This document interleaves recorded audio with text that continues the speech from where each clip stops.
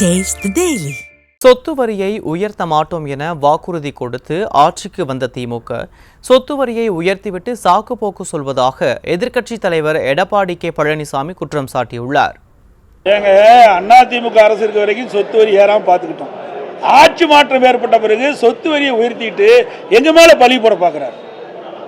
ஏன் எதுக்கு எடுத்தாலும் மத்திய அரசு எதுக்குன்னு சொல்றீங்களே, மத்திய அமைச்சர்லாம் கூட்டியாந்து விழா நடத்துறீங்களே, ஏங்க தமிழ்நாட்டு மக்கள் பாதிக்கப்படுகின்ற பொழுது இந்த சொத்து வரியை ரத்து செய்யக்கூடாது என்று வலியுறுத்துவதற்கு ஏதாவது போராட்டம் நடத்துறீங்களா, இல்லை நாடாளுமன்றத்தில் குரல் கொடுத்தீங்களா? ஒண்ணுமே கிடையாது. எங்க மீது பழி போட்டு தப்பிக்க பார்க்குறாங்க. இது ஆட்சி அதிகார இடத்தில் இருக்குது.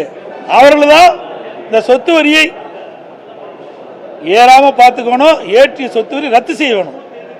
ஆட்சியில் தாங்க செய்யணும். ஒரு ஆட்சியாளர்கள் என்னென்ன வாக்குறுதி கொடுத்தாங்களா இல்லையா? தேர்தல் அறிக்கையில் பார்த்தீங்களா? ஆட்சிக்கு வந்தால் சொத்து வரி உயர்த்த மாட்டேன்னு சொன்னாங்களே, ஏன் உயர்த்திருக்கிறீங்க? அதை கேள்வி கேட்க மாட்டேங்கிறீங்க. நீங்கள் ஊடகங்கள் மூலம் பத்திரிகை நண்பர்களாம் 2021 திராவிட முன்னேற்ற கழகத்துடைய தேர்தல் அறிக்கையில் குறிப்பிட்டிருக்கிறாங்க. திராவிட முன்னேற்ற கழகம் ஆட்சிக்கு வந்தால் சொத்து வரி ஏற்றப்பட மாட்டாது.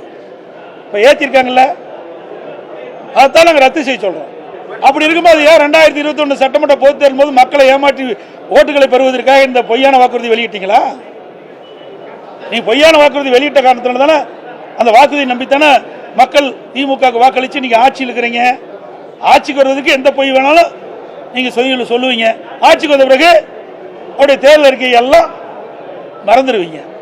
அதுக்கு ஏதாவது சாக்கு போக்கு சொல்லி அதை மக்களை சமாதானப்படுத்த முயற்சிக்கிறீங்க. அதுக்கு கண்டிக்கத்தக்க.